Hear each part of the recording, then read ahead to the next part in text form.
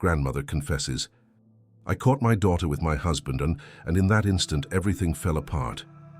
What seemed like a rebuilt life revealed itself as yet another cruel betrayal from those I loved most. In silence, I relived old pains and realized I was about to repeat the worst mistake of my life. But what I did next, no one could ever have imagined, not even her. If this story interested you, don't forget to subscribe to our channel and tell us which city you're watching from. We'll continue. I promise this will be the best story you'll hear in your life. The evening light filtered softly through the window of the small apartment. Eleanor, with her 75-year-old hands wrinkled by time, adjusted the camera on the coffee table. Her hands trembled slightly as she arranged the embroidered fabric resting in her lap. She took a deep breath, looked directly into the lens, and pressed the red button. "My name is Eleanor Miller," she began, her voice firm despite her age, "and this is a story I've kept for a long time, a story about silences and new beginnings." The clock on the wall marked almost 6 in the evening when the doorbell rang. It was Madison, her granddaughter, arriving for the weekly coffee they had shared since the young woman had started law school. Eleanor smiled, pausing the recording. "Grandma, still going ahead with this idea of recording your memories?" asked Madison, dropping her backpack on the sofa. "I believe the time has come, dear. Some stories need to be told so that other women know they're not alone." Madison smiled, adjusting her glasses. The idea for the online channel had been hers. As an intern at a support center for vulnerable women, the young woman saw daily the power of stories of resilience. "You seem nervous, Grandma." "It's hard to stir up the past, you know, but it's necessary," replied Eleanor, serving the strong coffee that Madison so appreciated. In the simple but cozy kitchen, decorated with colorful crochet pieces, the aroma of coffee mingled with that of homemade bread. The two sat down, and Eleanor ran her fingers over the embroidered fabric she always carried with her, an unfinished work that represented her own journey. "Where will you start?" asked Madison. "From the beginning of my story with your mother, when I found the courage to start over." Eleanor's gaze was lost in memories as her mind traveled back decades in time. It was 1972, and she was only 22 when she met Richard at the craft fair downtown. He was charming, well-spoken, 10 years older. He won her over with attention and gifts, something that Eleanor, coming from a simple family from the countryside, had never experienced. The courtship was quick, the marriage even quicker. Within a few months, Eleanor left her job at the fabric store to be a full-time wife. In the beginning, it seemed like a dream.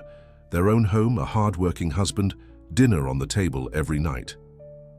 The first signs were subtle, Eleanor told the camera, returning to the living room and resuming the recording after Madison had left. "Richard didn't like me wearing certain clothes. Later, he disapproved of some friendships. Over time, he criticized my way of speaking, walking, even breathing." Eleanor paused, sipping some water. Her hands caressed the embroidery in her lap, an intricate pattern that represented the labyrinth her life had become. "When Lily was born," she continued, referring to her daughter, "I thought everything would improve. That Richard would be enchanted with fatherhood. For a few months, I truly believed we were happy. But reality proved different. Richard intensified his control. Money was counted, outings monitored.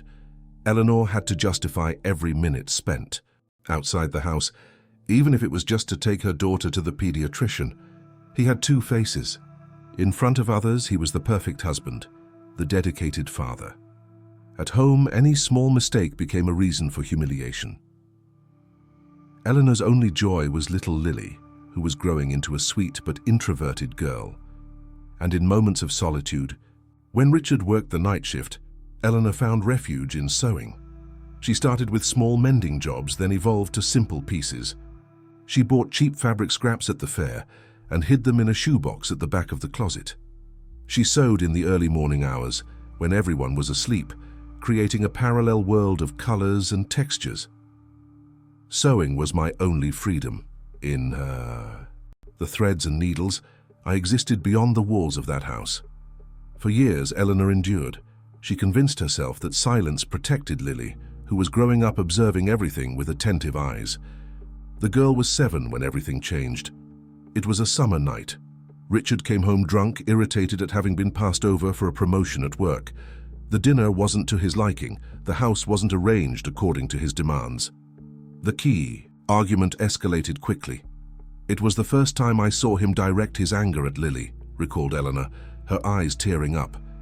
He blamed her for us being stuck in that life, said that if it weren't for her, I would be a better wife, more attentive. That moment, something broke inside Eleanor.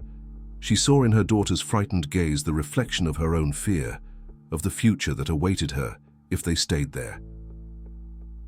When he finally fell asleep, "I did what I should have done much earlier," said Eleanor, her voice firm despite the tears. "I took the little money I had saved over the years, coins hidden from shopping change, some bills I managed to save by selling embroidery to neighbors. I put our clothes in a small suitcase and went out the back door with Lily asleep in my arms." The night was cold. Eleanor walked for almost an hour to the bus station, her heart racing, constantly looking behind her, fearing to see Richard's car appearing around the corner. She bought 2 tickets to the farthest city her money would allow. On the bus, while Lily slept with her head in my lap, I made a promise. Never again would I let anyone control our lives. Never again would I remain silent. That night was the end of one Eleanor and the birth of another. The bus traveled through the night, taking mother and daughter to an uncertain destination. Eleanor watched the dark landscape through the window, her thoughts tumultuous but with a growing certainty. For the first time in years, she was taking the reins of her own life. "I had no idea what awaited us," she continued, adjusting the embroidery on her knees. "I only knew that any future would be better than that suffocating present." When the sun rose, they were arriving in Chicago, the gigantic metropolis intimidated with its tall buildings and busy streets. Eleanor held Lily's hand tightly as they walked through the bus station, disoriented. I had the address of a distant cousin who lived in the east side of the city. We hadn't seen each other in years, but she was my only hope. Eleanor paused the recording for a moment, her tired eyes seeking the framed photograph on the shelf, she and Lily, much younger, next to a grey-haired lady in front of a small house. Aunt Angela took us in without asking questions. That borrowed roof was our first shelter in the new life we were beginning to build. The first months in Chicago were of painful adaptation. Aunt Angela's small house in the Inglewood neighborhood already housed 3 people, herself and 2 adult children. With the arrival of Eleanor and Lily, the space became even tighter. They slept on an improvised mattress in the living room, sharing what little privacy remained. Lily struggled with the change, continued Eleanor, resuming the recording the next day. She had left behind her toys, her books, her school, her few friends. At night I heard her crying softly, asking when we would go back home. Eleanor found a job at a small clothing factory in Pilsen. She woke up at 4 in the morning, faced 2 hours of crowded public transportation, worked 10 straight hours operating an industrial machine. The salary was minimal, but it represented independence. My hands were calloused, my back ached at the end of the day. But there was something liberating about earning my own living, about being able to contribute to Aunt Angela for expenses, about saving some change for our future. Lily, at 8 years old, spent her days with her great-aunt, while her mother worked. The girl, once lively, became more silent and introspective each day. At her new school, she isolated herself. At home, she observed the adults with distrustful eyes. One night, I found Lily going through the suitcase we had brought. She was looking for something. Later, I discovered it was a photograph of her father. It broke my heart. Despite everything, she missed him, the life she knew. Eleanor sat down next to her daughter, trying to explain why they had left. She used simple words, appropriate for the child's age, but didn't hide the truth. Lily listened in silence, her large brown eyes fixed on her mother's face. "Why didn't you say anything before?"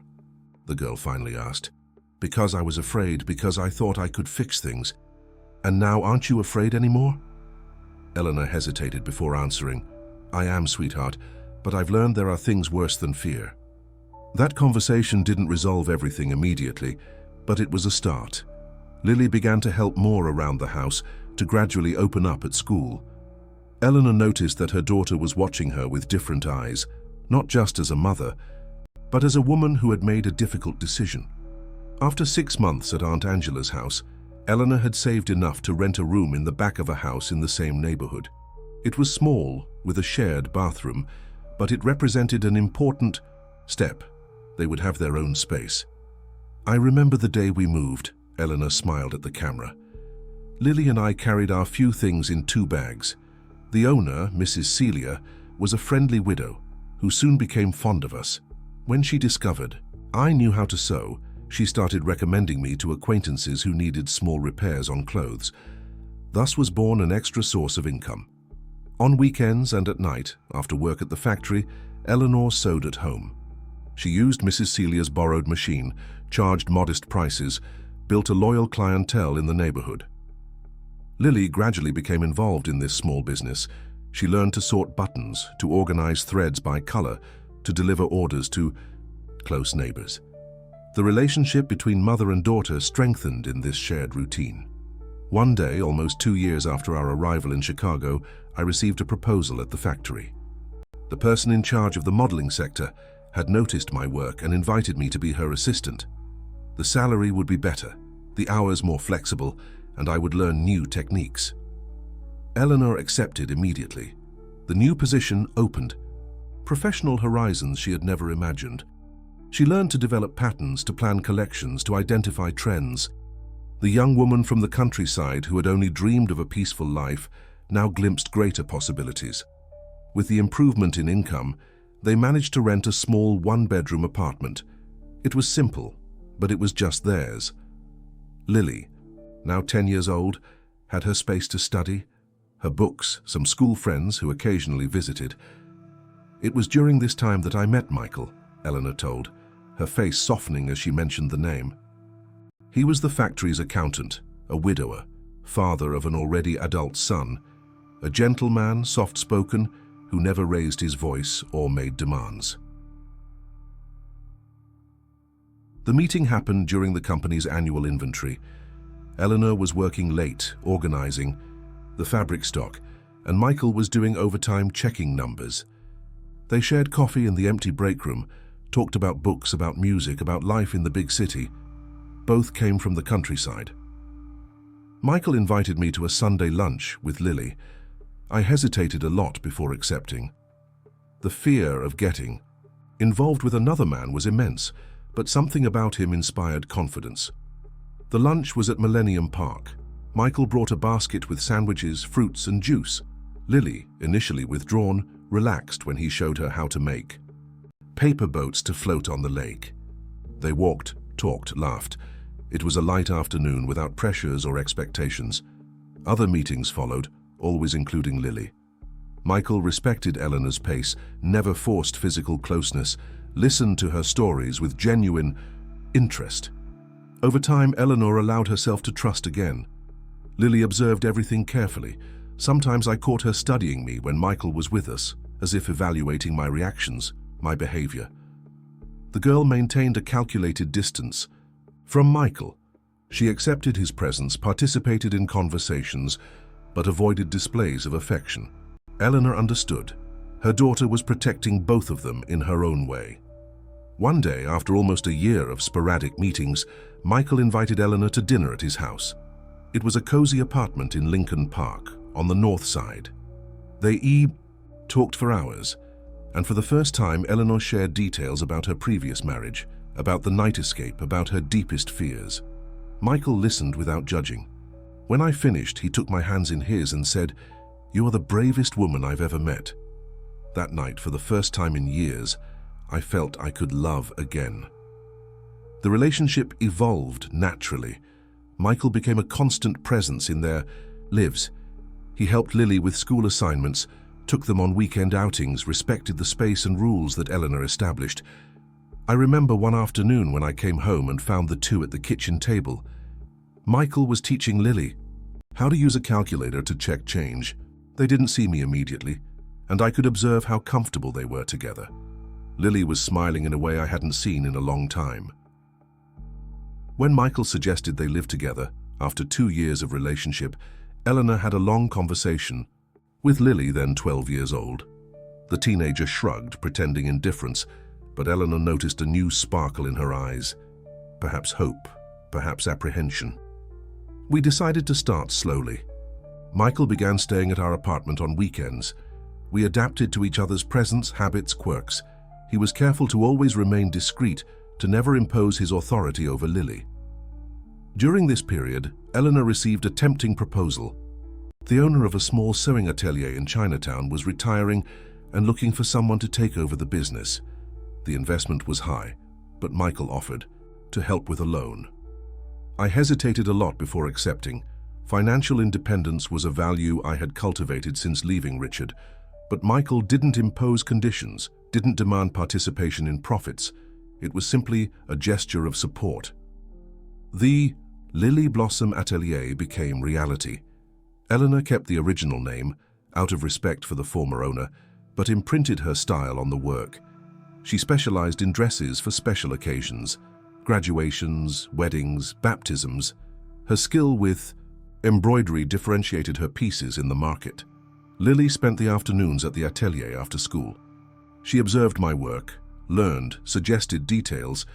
She had a keen eye for colors and trends. At 13, she was already designing models that I turned into reality.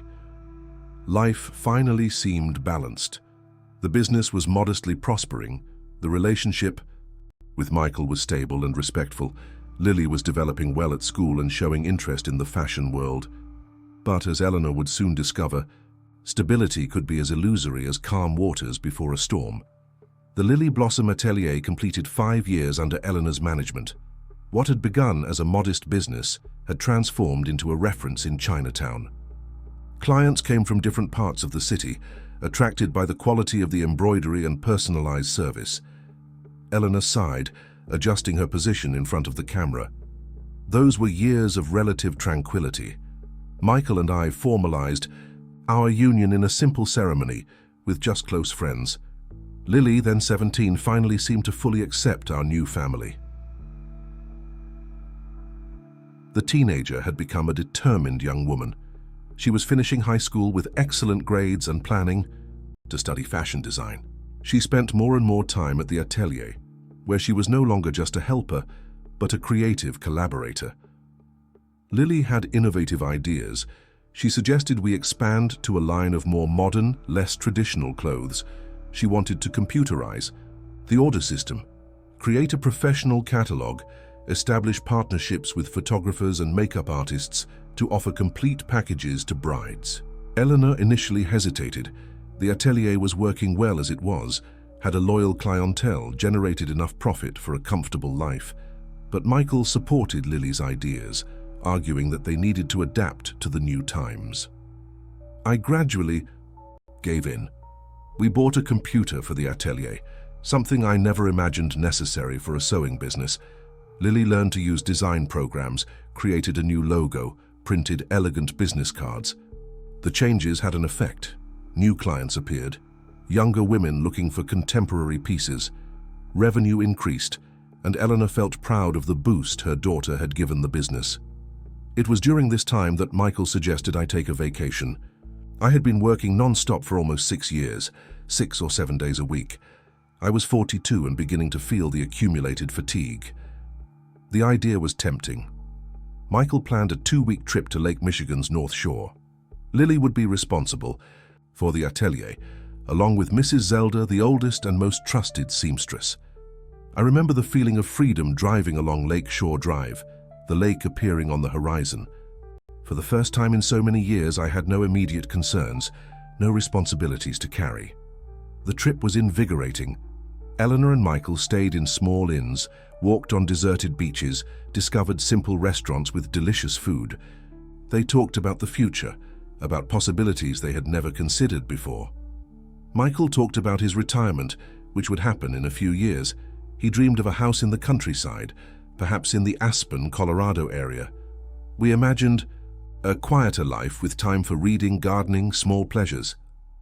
When they returned to Chicago, Eleanor was renewed, ready to implement some ideas that had emerged during the trip. But the atelier she found seemed different from what she had left. The furniture arrangement had changed. In place of the old cutting table, there was a workstation with a computer. The fabric samples, which I organized by color, were catalogued in folders with codes. Even the tea we always offered to clients had been replaced by espresso served in elegant cups. Lily received her mother with enthusiasm, showing the changes with pride. During the 2 weeks, she had managed to close contracts with 2 boutiques that would resell exclusive pieces from the atelier. She had organized an informal fashion show for selected clients. She had hired an assistant to manage social media, a concept that Eleanor barely understood. I was torn between pride in my daughter's initiative and a discomfort I couldn't name. That no longer seemed like my space, my creation. It was as if in 2 weeks, Lily had imprinted her identity on every inch of the atelier. Michael, on the contrary, was enthusiastic. He praised Lily's commercial vision, her capacity for modernization, her business instinct. He suggested they invest more, expand the space, hire a larger team. I tried to keep up with that pace. I made an effort to learn to use the computer, to understand the new cataloging system, to adapt to the more business-like style that Lily was implementing, but I felt increasingly displaced. The following weeks brought even deeper changes. Lily, with Michael's support, began to participate in meetings with suppliers and corporate clients. She negotiated prices, deadlines, payment terms. Eleanor found herself relegated to the role of head seamstress, consulted only on technical issues. One Sunday, during a family lunch, Lily announced that a large department store chain had shown interest in an exclusive line of little dresses for flower girls. It was a potentially lucrative contract, but would require investment in new machinery, hiring more seamstresses, renting a larger space. Eleanor expressed concern about the speed of the changes. She suggested they start with a smaller project, test the partnership, before committing to significant expansions. Lily reacted with impatience, accusing her mother of lack of vision. "You always think small, Mom. You always settle for the minimum. That's why we spent years living in that cramped apartment. That's why the atelier took so long to grow." The sigh. Words hit Eleanor like a slap. Michael tried to appease, but it was evident that he agreed with Lily. Eleanor retreated to the bedroom, hurt by the unfair attack, by the disregard for the sacrifices she had made. In the following days, she realized that Lily had scheduled meetings without informing her. She discovered cost spreadsheets she didn't recognize, budgets for renovations that hadn't been discussed. I confronted them both during dinner. I asked why they were making decisions about my business without consulting me. Lily replied that she was just professionalizing the management. Michael said I should trust my daughter's entrepreneurial vision more. Tension grew in the following weeks. Eleanor tried to regain control of the atelier but met resistance. Lily acted as if her mother was an obstacle to progress. Michael positioned himself as a mediator, but invariably supported his stepdaughter's ideas. One afternoon, while reviewing the atelier's bank accounts, I discovered significant transfers that I didn't recognize. Part of the working capital had been used as a down payment on a larger commercial property in Gold Coast, an expensive, upscale area of Chicago. When she questioned Lily about the unauthorized financial movement, her daughter responded with disconcerting coldness. "I'm doing this for your own good, Mom. You've never had a vision for business. If it depended only on you, we'd still be sewing party dresses in a cramped room." Eleanor realized belatedly the pattern that had been established. The dynamic was no different from what she had experienced with Richard, just more subtle, more sophisticated. Again, she was being removed from decisions about her own life. That night, I had a long conversation with Michael. I tried to make him understand how I felt excluded, disrespected. He listened with apparent attention, but his response chilled me. Michael suggested that Eleanor take a step back, that she concentrate on what she did best, creating and sewing, while Lily and he would take care of the administrative and commercial part. It was for the good of the business, he argued. It was for everyone's future. At that moment, I saw clearly. It wasn't a partnership. It never had been. It was a slow and gradual appropriation of everything I had built with so much effort. Eleanor didn't sleep that night. She recalled her journey, the courageous escape with Lily in her arms, the years of sacrifice, the hard work to build an independent life, the business she had built practically alone. She would not allow all of this to be usurped again. The same. Next morning, she got up determined. She dressed carefully, prepared coffee as she always did. When Michael and Lily sat at the table, Eleanor announced her decision. The Lily Blossom Atelier will remain where it is. There will be no expansion. To Gold Coast, there will be no contract with the store chain. There will be no new investments without my express authorization. And from today, I resume total control of the finances. Lily reacted with indignation. Michael tried to argue, talking about lost opportunities, about limited vision. Eleanor remained firm. I may not understand marketing strategies or electronic spreadsheets, but I know about sewing, I know about personalized service, I know about human relations, and I know how to recognize when I'm being manipulated. The confrontation escalated quickly. Lily accused her mother of ingratitude, of selfishness. Michael, for the first time, revealed an authoritarian side that Eleanor didn't know.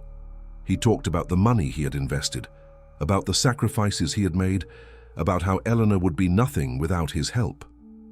It was as if a blindfold fell from my eyes. I saw that I had repeated the same mistake, just with different characters. I had exchanged one prison for another, more comfortable but still a prison. That same afternoon, Eleanor went to the bank. She cancelled authorizations, blocked access to the atelier's accounts, ensured that only she could authorize transactions. The next day, she changed the locks of the establishment. When Michael arrived home and found his suitcases ready in the living room, he didn't seem surprised. Perhaps he knew that I had finally awakened. He tried to argue, tried to make me feel guilty, but found only silence. Lily, upon discovering the changes at the atelier, reacted with fury. She accused her mother of sabotaging her future, of wasting opportunities out of pettiness. In a fit of rage, she declared that she had nothing more to learn from Eleanor, that she would follow her own path. My daughter left that night, taking only a suitcase. She said harsh words, words that would remain between us for many years. It hurt more than anything I had ever experienced, but I didn't stop her. Eleanor was once again alone, but this time the solitude had a different taste. It wasn't imposition, it was conscious choice. It wasn't defeat, it was a new beginning. The first months after Lily's departure and the breakup with Michael were of silent reconstruction. Eleanor reorganized the atelier, resumed contact with old clients, re-established the welcoming atmosphere that had always characterized the space. It wasn't easy, confessed Eleanor to the camera, the embroidery in her lap almost complete now. Some nights the silence of the apartment was deafening. I found myself looking at the phone, waiting for a call that didn't come.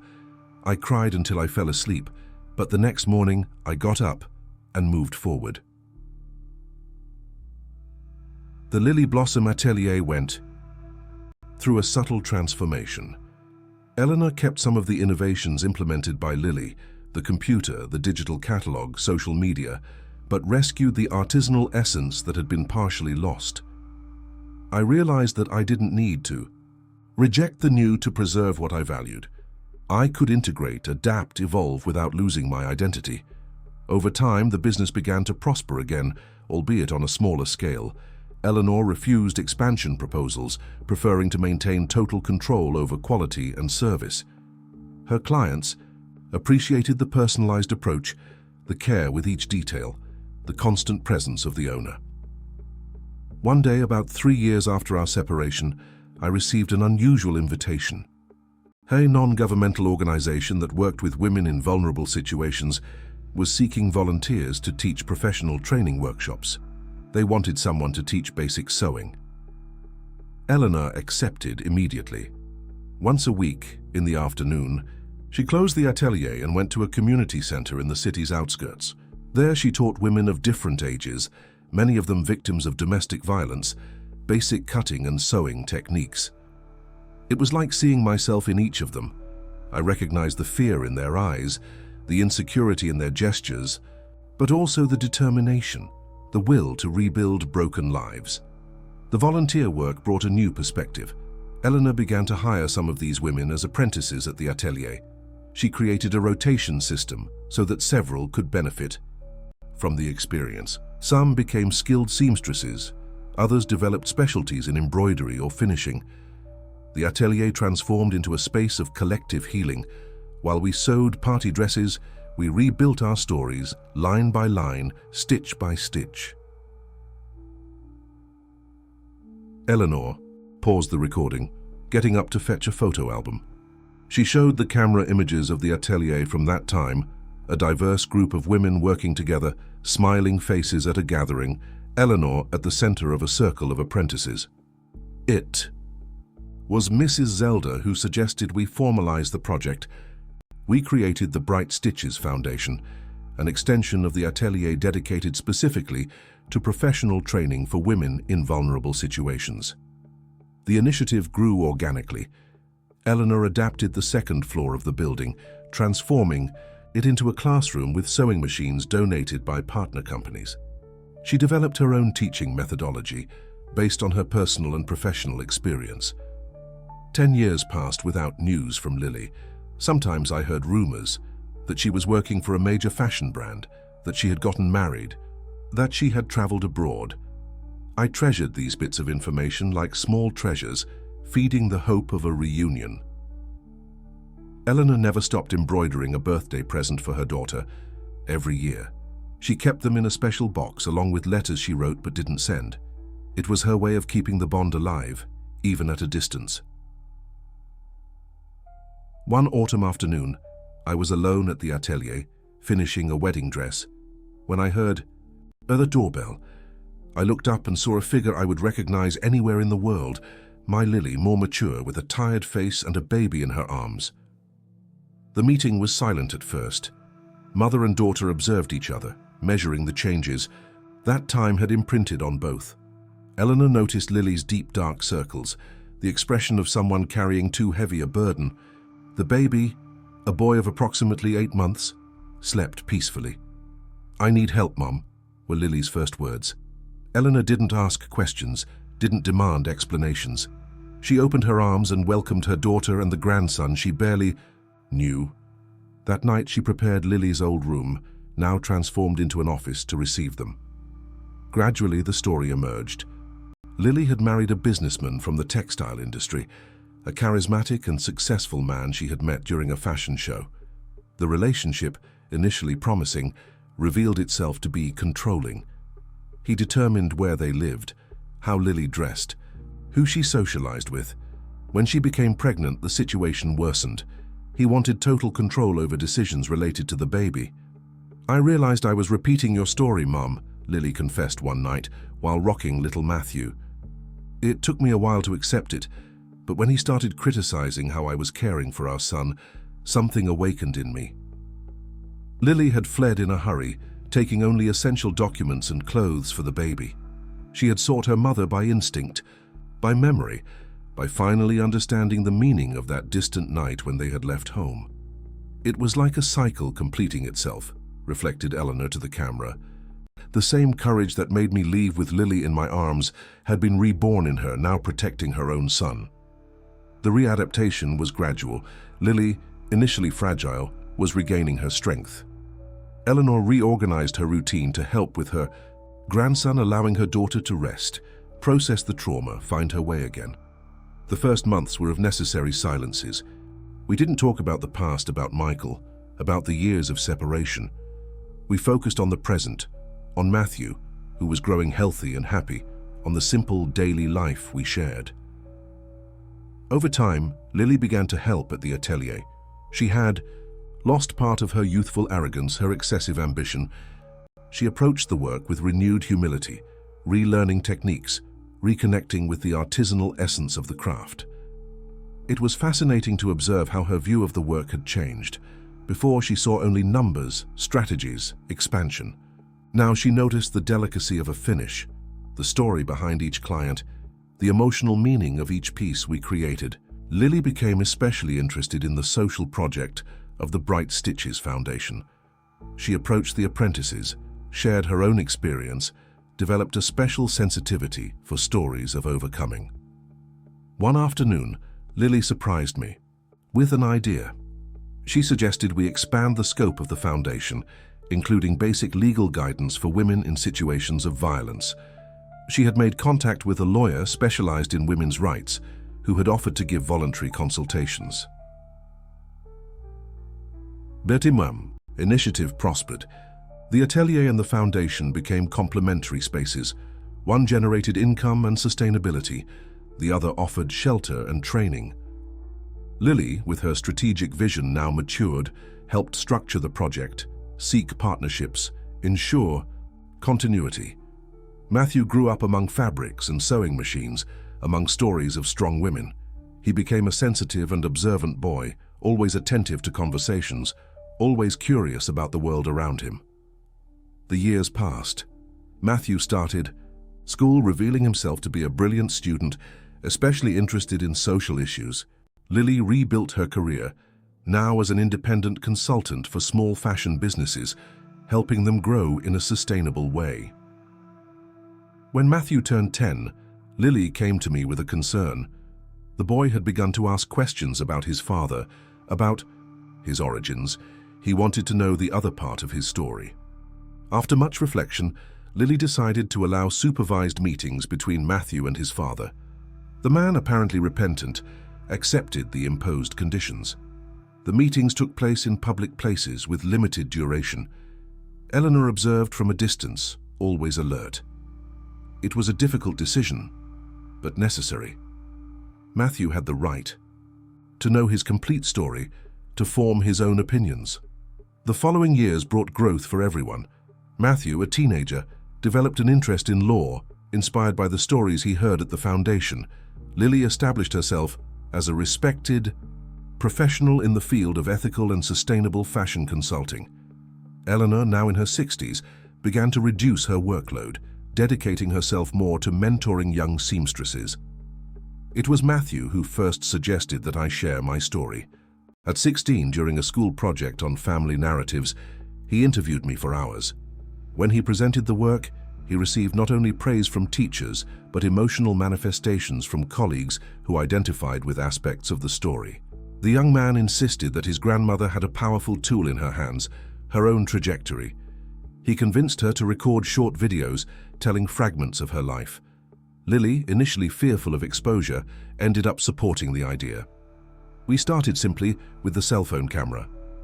I would tell short episodes, how I learned to sew, how I fled in the early morning, how I rebuilt my life. Matthew edited the videos, added soft music, published them on an online platform. The response was surprising. Women of different ages and social contexts began to follow the stories, to comment, to share their own experiences. Some sought the Bright Stitches Foundation, looking for support or offering help. From those improvised recordings, a larger movement was born. The foundation expanded, established partnerships with other organizations, created a support network that extended beyond professional training. Matthew, now a law student, offered basic legal guidance. Lily coordinated entrepreneurship workshops. Eleanor continued to be the heart of the project, the storyteller who inspired other women to break cycles of abuse and dependence. Today, at 75, I look back and see not only my individual trajectory, but a larger fabric, a tapestry composed of many interconnected stories. Eleanor adjusted the embroidery in her lap, now complete, revealing an intricate pattern that represented her journey. She looked directly at the camera, her eyes bright with contained emotion. If you're watching this video and identify with any part of this story, I want you to know you are not alone. Your silence is not protection, it's a prison. Your voice matters, your story matters, and always, always there is a possibility to start over. The apartment door opened softly. Lily entered, followed by Matthew, now a tall young man with an easy smile. They approached Eleanor, positioning themselves by her side. "This is my greatest work," said Eleanor, indicating the gathered family. "Not the dresses I sewed, not the atelier I built, but these bonds that withstood storms, that broken were sewn back together, stronger at the scars. Lily smiled, placing her hand on her mother's shoulder. Matthew leaned in, kissing his grandmother's forehead. Eleanor looked at both with infinite love, then turned to the camera one last time. Life, like a valuable fabric, needs to be worked with patience and courage. Each stitch counts, each choice matters, and even the seemingly lost scraps can be transformed into something beautiful and meaningful. Dear listeners, we hope that the story of Eleanor, Lily, and Matthew has touched your hearts. To continue this emotional journey, we've prepared a special playlist with equally moving stories. Find it here by clicking on the left. If you like this narrative, don't forget to subscribe to our channel and leave your like on the video. Every day we bring unique stories that explore the complexity of life and the strength of new beginnings.